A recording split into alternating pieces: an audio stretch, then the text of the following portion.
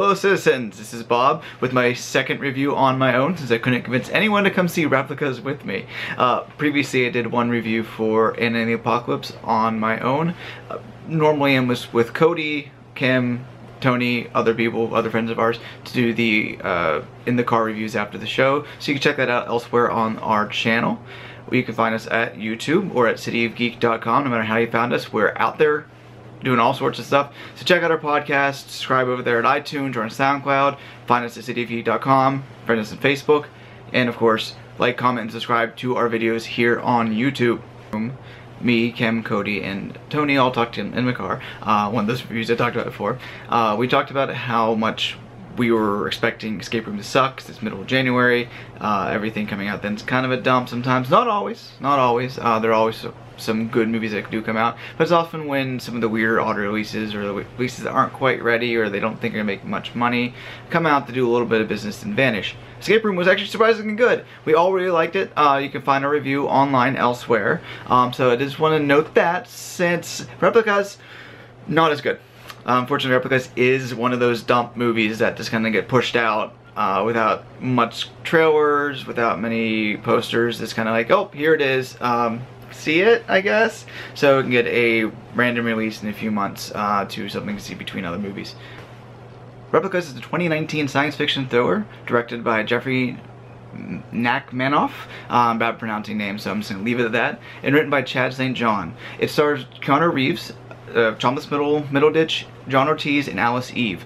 And it's about a scientist, played by Keanu Reeves, who is taking the consciousness and memories of dead soldiers and putting them into new robot bodies and trying to make that work, because each of the bodies freak out when they awake and cause destruction, and to get understand them, to breaking down. So what he's working on is that project, along with Thomas Middleditch as his little assistant guy, and also is there as his boss, John Ortiz, who is keeping watch somewhat of the program and threatening to shut it down because it's not working, because they're at issue 345 of the robots that have been destroyed or self-destroying. After he loses his family in a car accident, the wife being played by Alice Eve, the kids being played by people I've never seen before, he uses his own technology to take their consciousness and put them into new bodies.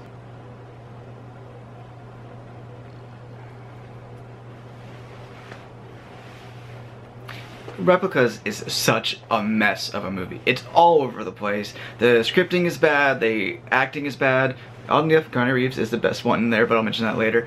The direction is bad. Nothing comes together. This is an absolute dump of a movie. I don't know how it made it this far into release. It's probably why it's pushed out now.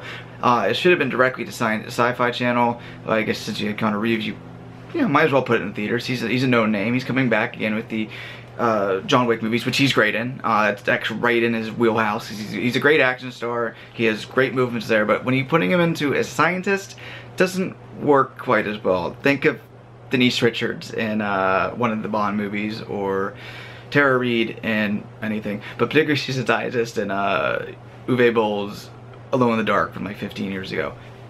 If you forgot it, don't worry, I just remembered it as I was saying that. While nothing much works, I'm going to put most of the blame on Chad St. John's script. This is St. John's third feature film, after Peppermint and London Has Fallen. So that kind of really shows what the level of expectation to come in with this script. There's no way the script is anything but the outline or rough draft, or just a bunch of notes in the back of the napkin somehow made it to film draft of a script. Ideas and plans come in with little thought and little follow-up, filled with the worst technobabble and wad weird science that there is. I can almost see notes in the margins of the script saying, come back to this later, fix this, oh, I got a new idea and I'm gonna put this in here now, I need to go back and add it in so it gets seated, but they don't. Case in point for that particular moment, after the family dies and the vehicle's left submerged in a lake with the lights on and everything there, which is something we don't follow up on, which actually wasn't my point, but it works in there. There is cloning's brought in. I mentioned robots earlier, which robots is what's in the first scene. Robots is what they continue with. That's what he's working on. But when he being Keanu Reeves calls up Middleditch and tells him to come to the accident scene and get the bodies, when they take the bodies, they take the the memories, put them into their computer cases, take the bodies back to the lab, and then he tells Thomas, like, oh, you need to clone these. The first time cloning is coming up at all, we're about 25 minutes in the movie at this point. Cloning has never been mentioned. It's all been robots. Robots, robots, robots, robots. And all of a sudden they have cloning technology, cloning vats. Apparently he's the only one who deals with the cloning. Everything else is robots the rest of the movie. It's like one draft they had clones, one draft they had robots, and they put them together and didn't ever fix it so they lined up correctly. Now, cloning does make more sense for the course of the movie rather than the robots. They got robots lying around. Clones you have to grow, so it creates this bit where you have to have 17 days to grow the new corpses, to go new bodies outside from the corpses, which creates false tension because we're getting a lot of setup for that. Where apparently they can't lose power, they need to be watched continuously for these 17 days, where apparently Keanu Reeves doesn't go to work. He goes to work once with the cough, says, I have pneumonia. And that's all it covers for that. No one ever, but this is like 5 days in when someone actually asks where the hell he's at. And that's something that continues throughout for everything else. After the family vanishes, apparently it's a good week before a teacher from the school walks by. It's like, oh hey, I brought Matt his homework, but is he okay? No one's followed up on anything there. She hasn't, Alice Eve's nurse or doctor isn't clear. She works somewhere in medical. Hasn't shown up to work in several days, and no one calls to find out where she's at. So that creates this funny sequence where Keanu Reeves sets up a bunch of tablets, a bunch of computers, a bunch of phones, and texts and calls and emails everyone related to their family. Now he's the only one who connects there, but everyone goes for it. Like, he even messages the boyfriend of his oldest daughter saying, oh, I'm grounded, I'll see you in a couple of weeks. And he's like, okay. Apparently the letters to go to school say, hey, I'm pulling the kids out of school and we are homeschooling from now on, are just, okay, cool. Anyone who listens to any sort of murder podcast, that's My Favorite Murder, or reads any sort of true crime, like Kim, who might be watching this, who's working on her new series for the website, so check it out when it pops up, knows if the dad all of a sudden tells everyone that everyone's sick, don't come to the house, that's a red flag. That means they're all dead in the basement. Or in this case, growing new bodies in the basement. And I had mentioned that they had brought up that they needed to have constant attention and constantly being checked because something can go wrong with the power. So Reeves steals all the batteries from his neighbor's cars and then lines up in the basement in this weird generator thing just to make sure it doesn't happen. Does it ever happen? Is there any sort of tension with that?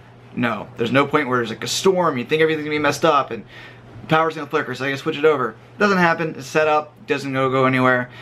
During this sequence, the cops do show up, and I think, okay, they finally found the half-submerged car with the blood, filled with blood, out in the swamp. No, they're asking about the batteries. He says, mine wasn't stolen, I'm not concerned, and just shrugs them off. The cops shrug, and then they leave. We never see them again. This isn't a continuing thing. Like, the one person who's okay should be the person you're looking at, right? There's so little oversight for anyone involved in the movie. It's just the people, and that's it.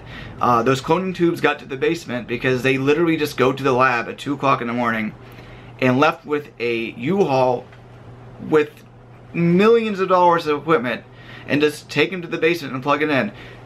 Someone has to notice when you leave with a truck full of equipment, right? Not here. No one's paying attention to anything. John Ortiz is the boss. He's really awful. We'll talk about that in a few minutes. And he's like, I'm kind of monitoring you. I think I'm going to shut you down if you don't do this right. But is he ever actually in the lab watching everything? Nah. See, we're following up with Keanu Reeves to make sure he's doing anything. Occasionally you'll get a call. I'm like, hey, can you do this for me? Sure. There's so little oversight from anything. It just doesn't feel real. Now, it's a science fiction movie. It's a throwaway movie. It shouldn't feel like realistic in every way, but there's only so many things where you can be like, alright, now I'm not buying this now, because that just shows how little thought was put into the screenplay and how everything moved and how everything flies.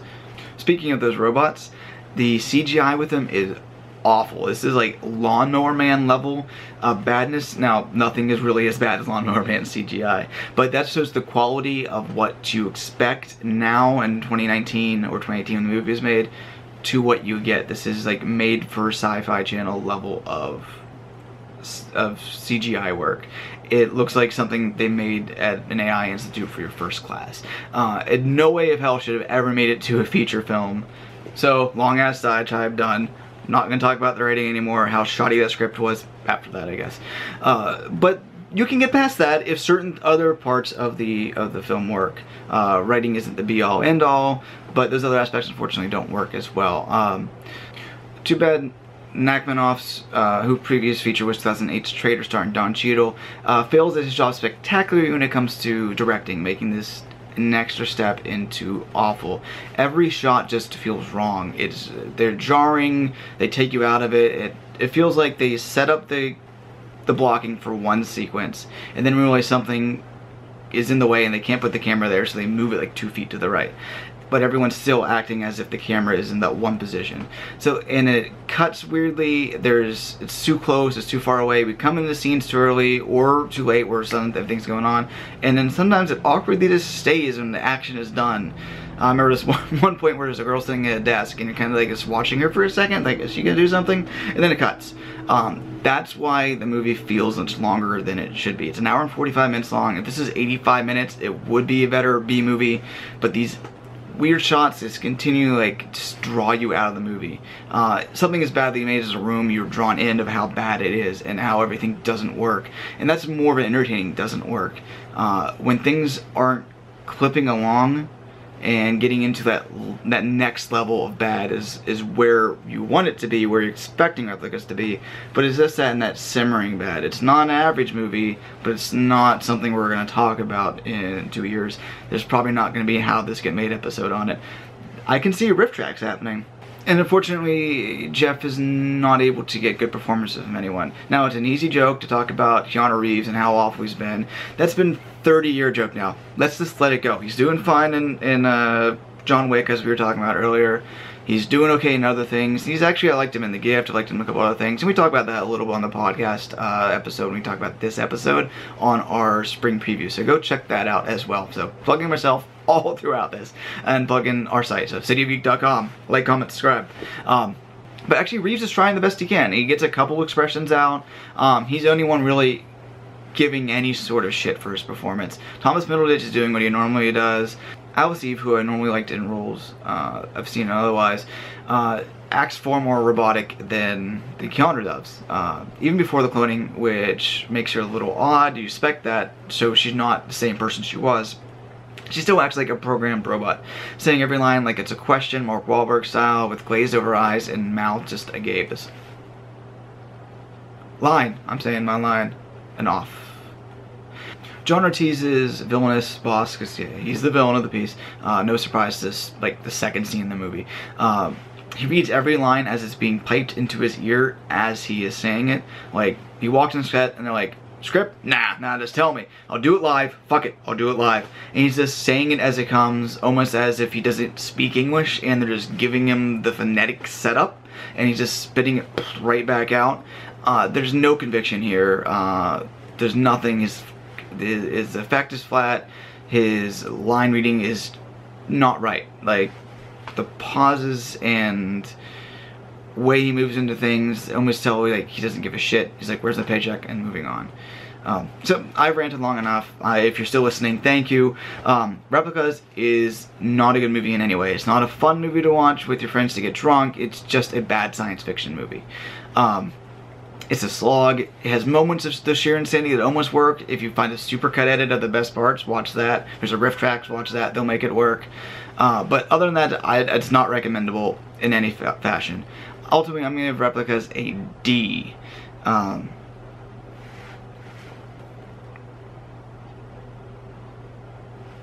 thank you for watching. Yeah, I'm still getting used to this, still getting used to getting all the camera work done. I know it's a basic camera, I've been moving around. I see that I do have the reflections of the lights in my eyes, and I'll get that fixed for next time. So if you did watch all the way through, I thank you. Thank you for putting up as we kind of get used to the flow of videos, the flow of editing. But any comments that you have, any tips to help do this better, I do appreciate that. But thank you for watching. Like, comment, subscribe. check all the buttons there. We got a couple great things coming up. Kim's working on a true crime series. I'm working on a couple series-long looks at things. This is watching through the through the Pink Panther movies. Cody's working on his Bad Religious film series. So we got a lot of cool things coming out this year on City of Geek. So go and check it out. And someone outside's honking, and I don't know if you can hear that, but it's distracting me. But thank you. Like, comment, subscribe. I know I said that 100 times.